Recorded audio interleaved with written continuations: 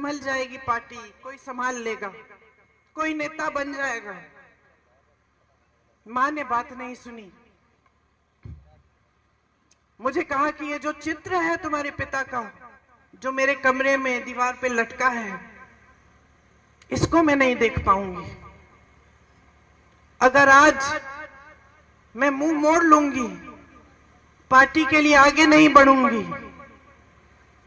तो मैं इनको क्या जवाब दूंगी, मैं अपने आप को क्या जवाब दूंगी। तो आगे आई तो ये स्पष्ट था कि पहला चुनाव उन्हें अमेठी से ही लड़ना था। ये पिताजी की कर्म भूमि थी।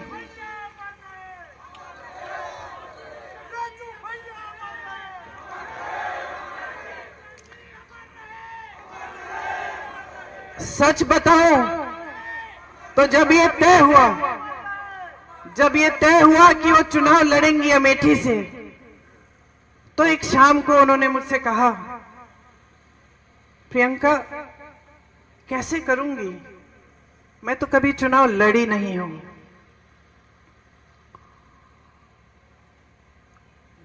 पलक नहीं झपकाई मैंने कहा, मां ये चुनाव मैं आपको लड़के दूंगी, आप आओ मत अमेठी, मैं अमेठी को संभालूंगी।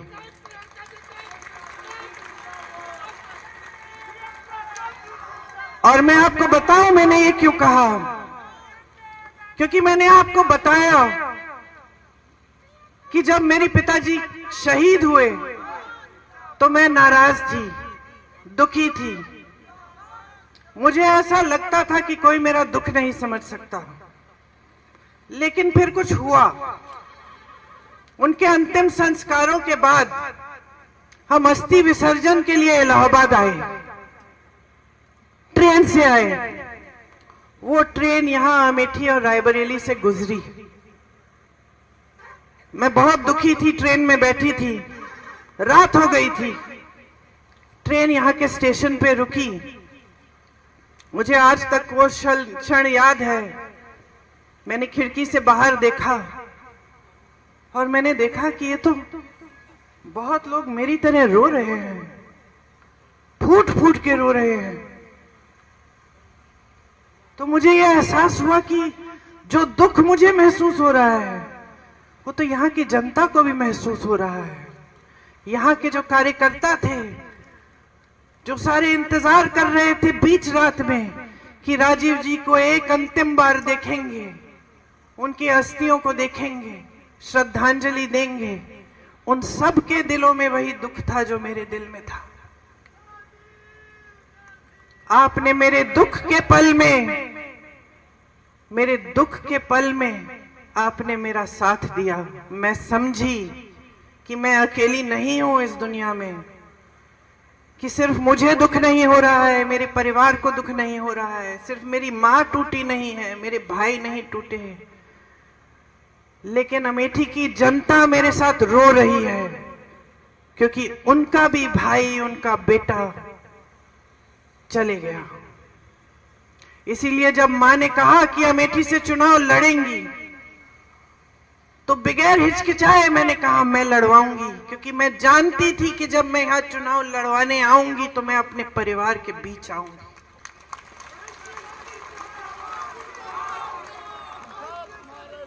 आप सब कांग्रेस के कार्यकर्ता हैं। आप में से बहुत चेहरे में पहचानती हूं। बुग्गी जी बैठे हैं उस समय, लेकिन आप कांग्रेस में नहीं थे शायद। आ गए उसके बाद, वापस आ गए उसके बाद। बहुत चेहरे में पहचान रही हूं। आपको याद है किन परिस्थितियों में हमने वो चुनाव लड़ा। मैं आई, आज मेरा बेटा 24 साल का है, उस समय मैं शायद 28 साल की थी। उसको देखती हूँ और कभी कभी यकीन नहीं आता कि उसी की लगभग उसी की उम्र में मैं पहला चुनाव लड़ने के लिए यहाँ पहुंची। उस समय कैप्टन शर्मा सांसद थे। उन्होंने मुझे कहा, ये लो प्रियंका, मैं तुम्हें एक हीरा दे रहा हूं। और उनके साथ किशोरीलाल शर्मा खड़े थे। उन्होंने मुझे ये शब्द कहे, याद रखना ये आदमी वफादार रहेगा, और याद रखना जैसे ये काम करके दिखाएगा तुम्हें बहुत कम लोग मिलेंगे। किशोरी भैया ने और मैंने किन परिस्थितियों में वो चुनाव लड़ा आप सब जानते हैं, मेरे ख्याल से जो बुजुर्ग हैं वो जानते हैं। केंद्र में भाजपा की सरकार थी, प्रदेश में भाजपा की सरकार थी, कल्याण सिंह जी मुख्यमंत्री थे उस समय। यहां कोई संगठन के नाम की चीज ही नहीं थी। बहुत साल हो गए थे पिताजी के समय से, लोग थे, कार्यकर्ता थे जो उनसे जिनका लगाव था पिताजी के साथ, जिन्होंने काम किया था उनके साथ, लेकिन संगठन नहीं बना था। रात रात को हम संगठन बनाते थे, ब्लॉक की कमेटियां, ब्लॉक के अध्यक्ष चुनते थे, साथ में बैठकर सबसे पूछ के कि किसको अध्यक्ष बनना चाहिए, और दिन में हम दौरा करते थे, पूरा दिन काम करते थे, पूरी रात काम करते थे। उस समय मशीनें नहीं थी, ये बात होती थी कि कोई बक्से चुरा लेगा, वो सब इंतजाम करना था, बड़ा चुनाव था, सम्मान की बात थी, लेकिन हम पूरी जीत जान से लड़े। और आज भी जो हमारे साथ वो लड़ाई लड़े, जो यहाँ पे मेरे साथी बैठे हुए हैं, आपको याद होगा कि भीषण परिस्थितियों में लड़े, 3 लाख वोटों से जिता के लाए सोनिया जी को, रात रात तक काम किया, आंसू बहाए, कभी कभी हंसे, पीछे नहीं हटे काम करने से, एक सेना बनकर एक साथ लड़े, और तब से एक नया सिलसिला हमने कायम किया। सोनिया जी के समय में जब मैं अमेठी का देखभाल करती थी तो मैंने बहुत चीजें समझी जो बचपन में समझनी मुश्किल थी। उस समय गर्मियों में आग लग जाती थी गांव में, हम लोग जाते थे किट देने के लिए। मुझे याद है एक गांव में एक आदमी, एक किसान आया मेरे पास, यूं करके उसके हाथ, उसकी धोती में उसने कुछ बांधा हुआ था। जब मेरे पास आया उसने ऐसे मुट्ठी खोली, मुझे दिखाया, 500 रुपए के नोट थे, अध जले हुए, उसकी राख भी उसके हाथ में थे। उसने मुझे कहा कि मैंने अपनी बेटी की शादी के लिए रखे थे, सब जल गया, सब खत्म हो गया। मैंने गरीबों का दर्द समझा, किसानों का दर्द समझा, मैंने अपनी बहनों को समझा। जब मैं उनके बीच में घूमी और मैंने देखा कि किस तरह के संघर्ष कर रही हैं, किस तरह अपने बच्चों की परवरिश कर रही हैं। मेरी प्यारी बहन यहाँ खड़ी है, तुम्हारी कहानी याद है मुझे। तुमने पढ़ाई नहीं की थी, 8वीं तक शायद पढ़ाई की थी। तुम्हारी इच्छा थी कि तुम्हारी बच्ची बड़ी होकर पढ़ाई कराओगी अपनी बच्ची को, लेकिन तुम्हारे ससुर जी नहीं माने। सही है, ससुर जी नहीं माने तो चुपचाप से, सुनिए, चुपचाप से घर पे फॉल सिलने का काम किया, और जब कोई देख नहीं रहा था तो जाके वो फॉल दुकान में ले जाती थी और वो उससे थोड़ी सी कमाई कर लेती थी, किसी को बताया नहीं। जब परिवार ने कहा कि बेटी को नहीं पढ़ा सकते, रो मत, बहुत हिम्मत वाली हो, बहुत हिम्मत वाली हो, तुम्हारी हिम्मत ने मुझे हिम्मत दी है।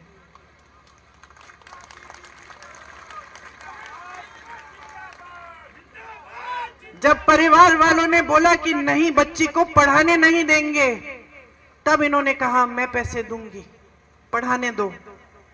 आज बच्ची क्या कर रही है? बीए पास है ना?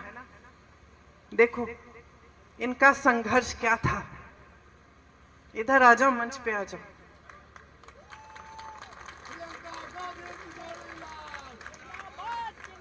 तुम्हारी जगह यहाँ है।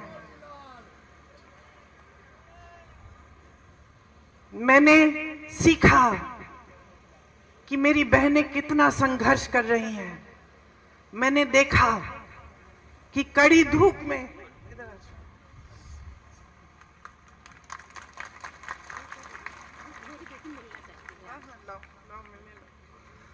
मैंने देखा कि कड़ी धूप में यहाँ का किसान कितनी मेहनत कर रहा है, हर संघर्ष का सामना कर रहा है, कमाने की कोशिश कर रहा है।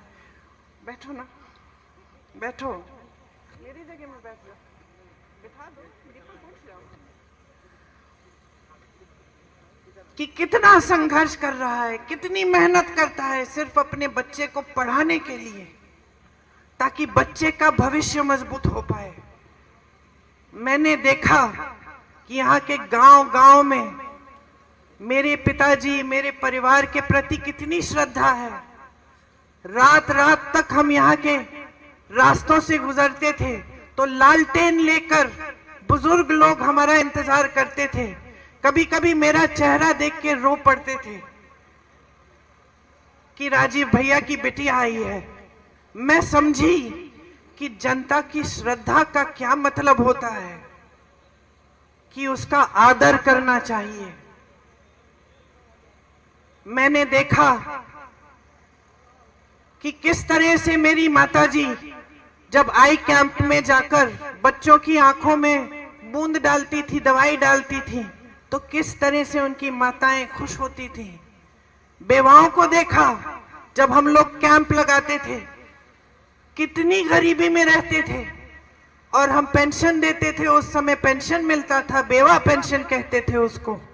मैं समझी कि कितना संघर्ष था आपके जीवन में और कैसा रिश्ता था आपके बीच, मेरे परिवार के बीच, कि ये राजनीतिक रिश्ता नहीं था, एक प्रेम का रिश्ता था, श्रद्धा का रिश्ता था, सत्य का रिश्ता था। फिर भाई यहाँ आए, उनका भी चुनाव लड़वाया, सांसद बने, आपके लिए खूब काम किए, जहां जहां विकास ला पाए विकास लाए।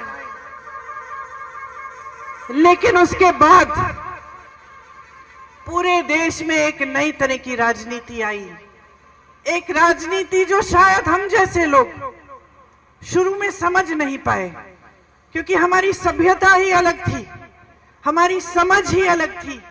हमें सिखाया गया था कि जनता के सामने झूठ मत बोलो, हमें सिखाया गया था कि जनता का आदर करो, हमें सिखाया गया था कि जनता सर्वोपरि है।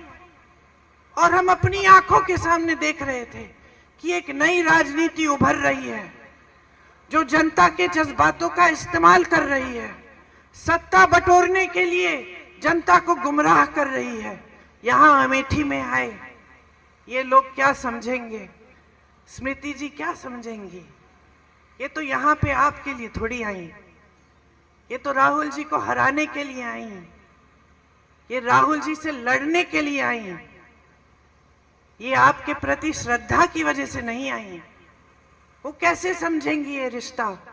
इन्होंने झूठ फैलाए कि हम आपकी जमीन हड़पने आए थे, कि जिन महिलाओं के जिस समूह में आप थी, आपको याद है जो परियोजना थी, कि वो परियोजना ही हमने इसलिए बनाई कि हम आपकी जमीन हड़पना चाह रहे थे, कि हम लूट रहे थे आपको, कि हमने कुछ नहीं किया आपके लिए, कि हमारे दिल में सिर्फ परिवारवाद की भावनाएं थी, सिर्फ सत्ता चाहते थे हम, हमारे दिल में आपके लिए कोई भावना नहीं थी।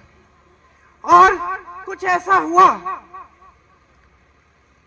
कि इन बातों से आप थोड़ा सा बहक गए, कुछ लोग बहके, कुछ लोग दृढ़ रहे। जो भी हुआ, राहुल जी वो चुनाव हारे, और एक पुराना रिश्ता जो आपके बीच, हमारे परिवार के बीच था, वो थोड़े समय के लिए थम गया, लेकिन टूटा नहीं, क्योंकि वो रिश्ता कभी टूट नहीं सकता है। थोड़े ही समय में कोविड आया, कोरोना आया। मुझे याद है मैं उत्तर प्रदेश की प्रभारी थी। मैं और मेरे साथी 16-16 घंटे फोन पे रहते थे। हमने एक हेल्पलाइन खोली थी उत्तर प्रदेश के लोगों के लिए कि कहीं संकट है, कहीं फंसे हो। लॉकडाउन हो गया था अचानक, मोदी जी की सरकार ने कोई साधन नहीं दिया था। अचानक कोई सारी ट्रेनें बंद हो गई थी, बसें बंद हो गई थी। लोग अलग अलग जगह जो यहाँ पलायन करके गए थे, यूपी से फंस गए थे। हमने हेल्पलाइन खोली। 16-16 घंटे हम उस हेल्पलाइन के नंबर देखते थे, जवाब देते थे, बात करते थे। मैंने कहा हुआ था अपने साथियों को कि अगर अमेठी रायबरेली का कोई फोन आता है तो मेरा नंबर देना। और मैं कभी नहीं भूलूंगी, एक फोन आया, मैंने उठाया। एक लड़का था, गुजरात में था। उसने कहा आपने हेल्पलाइन का नंबर जारी किया है? मैंने कहा हाँ। बताया नहीं कि कौन हो। उसने कहा यहां पे मेरे साथ 16 लोग हैं, हमारे पास सिर्फ आज रात का खाना है, कल का खाना नहीं है, कुछ नहीं है, क्या करेंगे? मैंने कहा घबराओ मत, आप राहुल भैया को जानते हो? तो उसने कहा राहुल भैया कौन? मैंने कहा राहुल गांधी। उसने हाँ जानता हूं। मैंने कहा मैं उसकी बहन हूं, फिक्र मत करो, मैं किसी को तुम्हारे पास भेजूंगी।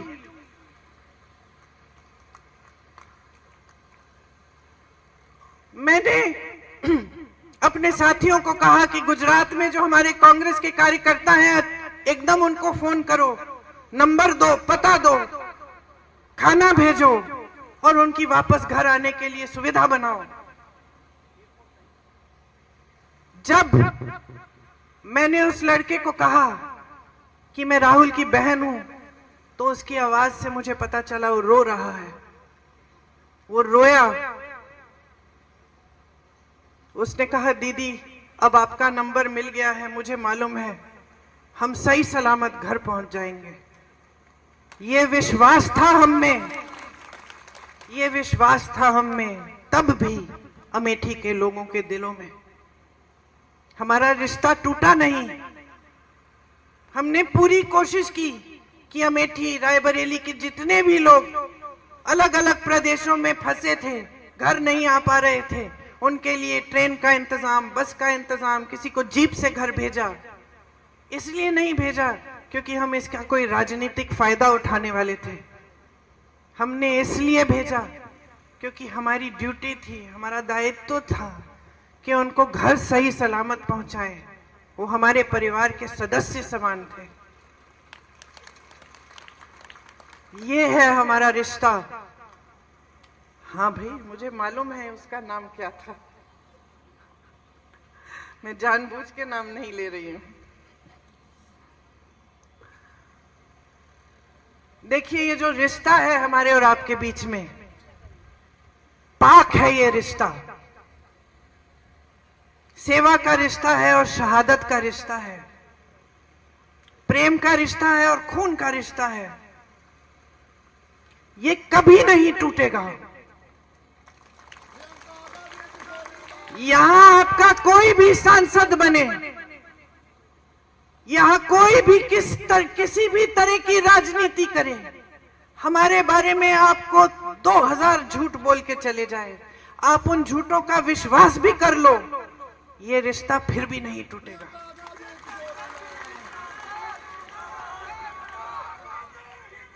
मैंने आपसे कहा शुरू में कि अगर अपने जीवन में एक ऐसा इंसान था जिसे मैंने पूजा, वो मेरे पिताजी थे। ये मेरे पिताजी की कर्म भूमि है, मैं इस भूमि को भी पूजती हूं, मैं इस भूमि को भी पूजती हूं। ये भूमि मेरे लिए पवित्र भूमि है, ये भूमि राहुल के लिए पवित्र भूमि है।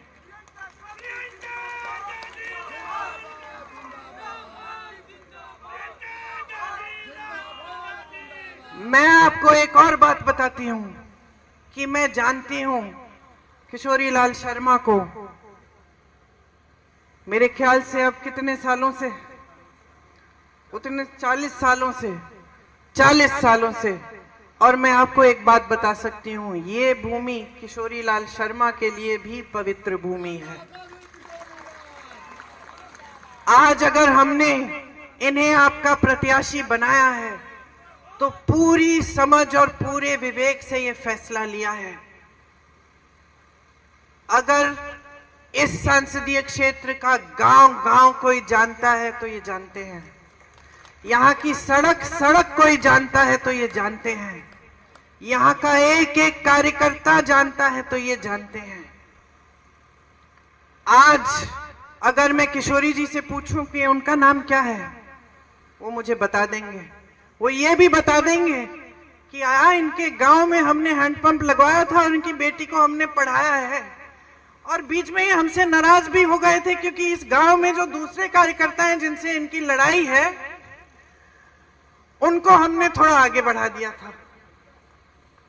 इतिहास जानते हैं आपका। रिश्ते जब हमने बनाए तो इन्होंने भी बनाए, सेवा जब हमने की तो इन्होंने भी की, श्रद्धा जब हमने दिखाई आपके लिए तो इन्होंने भी दिखाई, जब हम आपकी समस्याओं को समझे तो इन्होंने भी आपकी समस्याओं को समझा। इसीलिए आज इनका हक बनता है कि ये आपके प्रतिनिधित्व के लिए यहां आज खड़े हों, क्योंकि उन्होंने उतना ही काम किया है आपके लिए जितना हमने किया है, और उतनी ही श्रद्धा के साथ किया है। आज पूरे देश में जो राजनीति फैली हुई है वो झूठों की राजनीति है, नाटक नौटंकी की राजनीति है। प्रधानमंत्री जैसे बड़े नेता चुनावी मंच पर आकर इतनी हिम्मत नहीं कर सकते कि आपको बता दें कि 10 सालों में उन्होंने कितने रोजगार बनाए, महंगाई को कितना कम किया और क्यों और कैसे। आपके सामने आकर इतनी हिम्मत नहीं है कि आपको बताएं कि कितनी संस्थाएं खोली हैं, कितने बड़े बड़े उद्योग खोले हैं, क्या नया किया है इस देश के लिए 10 सालों की सत्ता को लेकर। प्रधानमंत्री आपके सामने आते हैं, एक ही रट लगा रखी है कि 70 सालों में कांग्रेस ने कुछ नहीं किया, एक परिवार के खिलाफ दिन रात बोलते रहते हैं। इंदिरा गांधी जैसी शख्सियत को, जो शहीद हुई इस देश के लिए, जिन्होंने पाकिस्तान को तोड़कर बांग्लादेश बनाया, उनको देशद्रोही कहते हैं। राजीव गांधी जैसे देशभक्त को देशद्रोही कहते हैं। कहते हैं कि राजीव गांधी ने अपनी मां की विरासत को टैक्स न भरने के लिए कानून बदल डाला। वो कभी नहीं समझ पाएंगे। राजीव गांधी ने अपनी मां से धन दौलत नहीं ली विरासत में। विरासत में उनको इस देश के लिए मर मिटने का जज्बा मिला, शहादत मिली, यही उनकी विरासत थी। लेकिन जो लोग सिर्फ सत्ता का मोह लिए घूमते हैं, सिर्फ अपने लिए सत्ता चाहते हैं, ये समझ नहीं पाते हैं कि सत्ता जनता ने दी है, जनता के प्रति दिल में कोई श्रद्धा नहीं है, वो लोग इस बात को समझ नहीं सकते। वो लोग आज आपकी सच्चाई को भी नहीं समझ सकते, कट चुके हैं आपसे। प्रधानमंत्री जी मंच पे खड़े होकर कैसी कैसी बातें करते हैं कि कांग्रेस पार्टी एक्सरे की मशीन लेकर आपके घरों में आकर आपके गहने चुराएगी, आपका मंगलसूत्र ढूंढ निकालेगी और उसको चुरा लेगी, और आपकी संपत्ति किसी एक कौम को दे देगी, और आपके पास 2 भैंसें हैं तो एक भैंस भी चुरा लेंगे। ये ऐसी बातें प्रधानमंत्री जी कर रहे हैं। पद की गरिमा क्या है? पद क्या है? देश के प्रति जिम्मेदारी क्या है? देश क्या सोचेगा? आज देश जवाब मांग रहा है। देश कह रहा है कि हमें ये नाटक नौटंकी नहीं चाहिए। हमने बहुत चुनाव लड़ने दिए हैं आपको धर्म के आधार पर, बहुत हिंदू मुस्लिम कर लिया है आपने। इस चुनाव को हम लड़ेंगे और हम अपने मुद्दों पे लड़ेंगे। आज जनता कह रही है मेरी समस्याओं को सुनो, पहचानो। महंगाई से जूझ रहा हूं, तड़प रहा हूं, अपने बच्चे को पढ़ा नहीं पा रहा हूं, कोई बीमार पड़ता है परिवार में उसका इलाज नहीं कर पा रहा हूं, मेरी खेती के सामान नहीं मिल रहे हैं, खेती से कमाई नहीं हो रही है, मेरा बच्चा पढ़ा लिखा है, मैंने शिक्षित किया उसको मेहनत करके, लेकिन बेरोजगार है। आज जनता कह रही है मेरी आवाज सुनो। आज जनता कह रही है कि बहुत हो गया है, हमें वो पुरानी राजनीति वापस चाहिए। हमें वो राजनीति चाहिए जिसमें देश का प्रधानमंत्री हमारे गांव में आता था और हम उसको डांटते थे। हम कहते थे कि हमारे बिजली का खंभा लगा दिया आपने, लेकिन तार नहीं लगाया, तार लगवाइए। प्यार देंगे आपको लेकिन वोट नहीं देंगे जब तक आप हमारा तार भी नहीं लगाएंगे। हमें वो राजनीति वापस चाहिए। आज जनता कह रही है कि हमें सच्चाई, सत्य की राजनीति चाहिए, झूठे नेता नहीं चाहिए। हमें वो नेता चाहिए जो सच बोलने की हिम्मत करे हमारे सामने। जनता कह रही है कि हम ऊब चुके हैं, ये धर्म के नाम पर, जाति के नाम पर बहुत गुमराह किया है आपने हमको।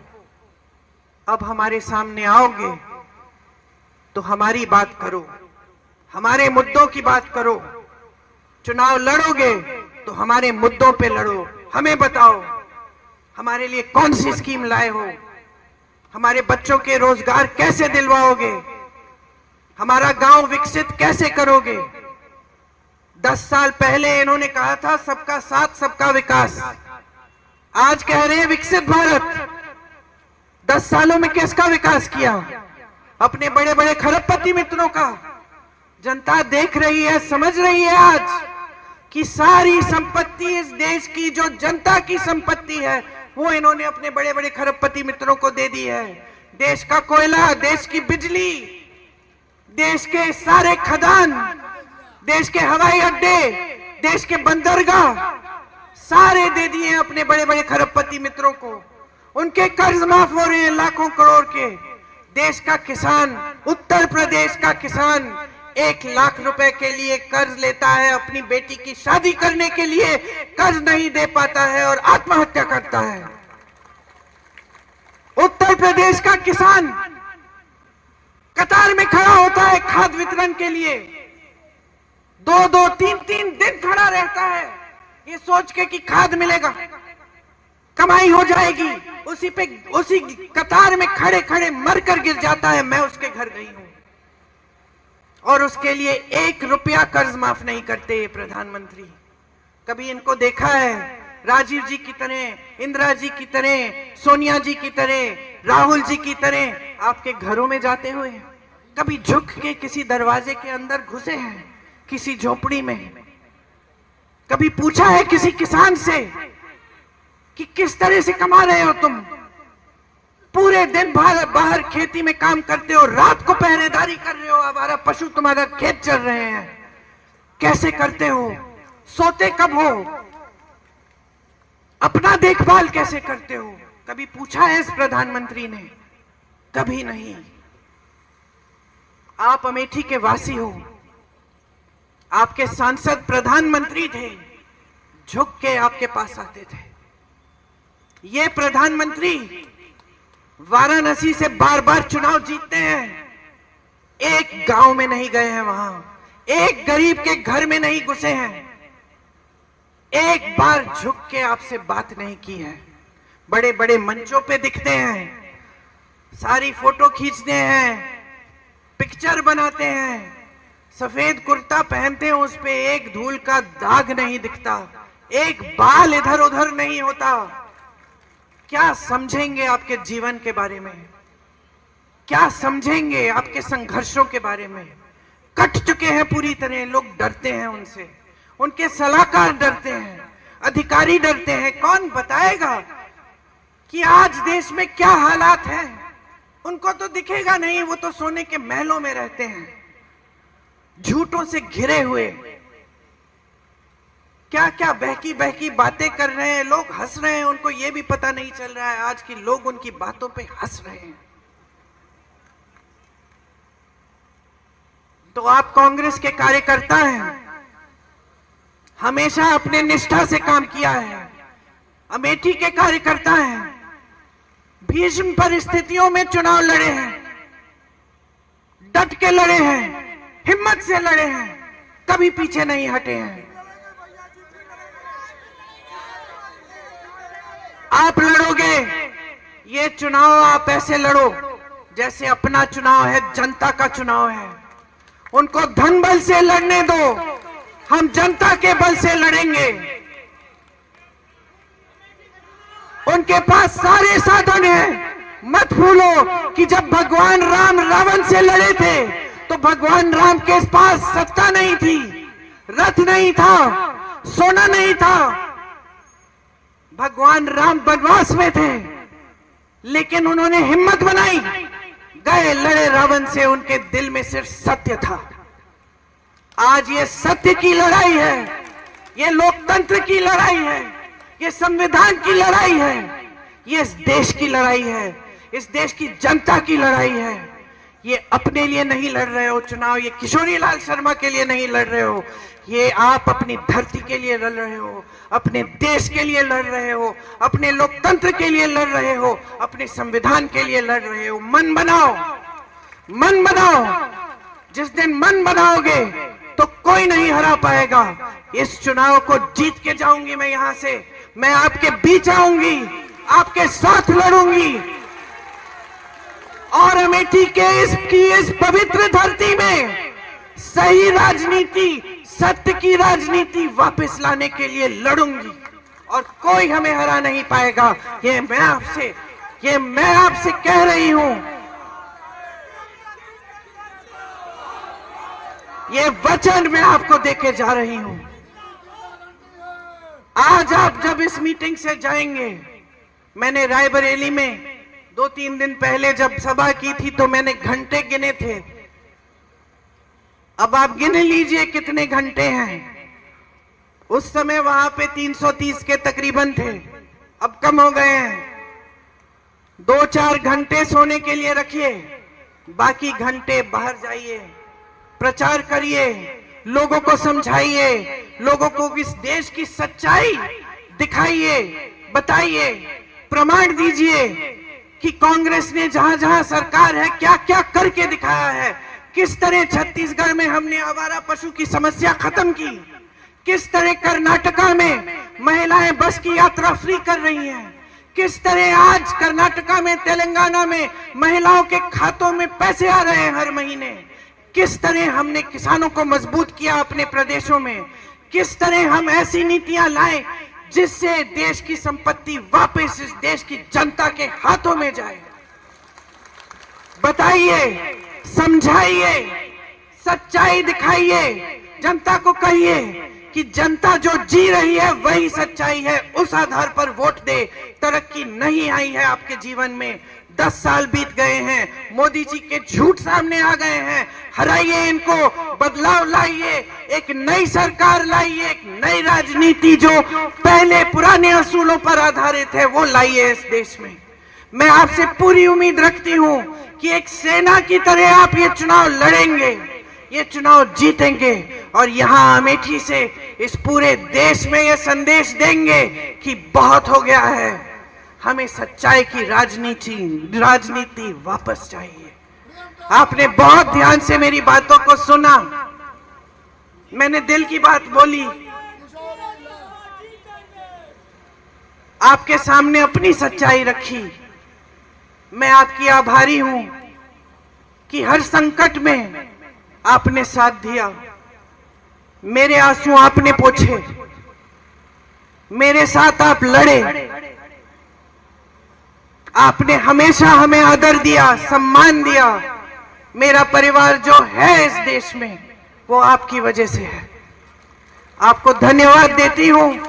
एक बार मेरे साथ जोर से बोलिए, जय हिंद।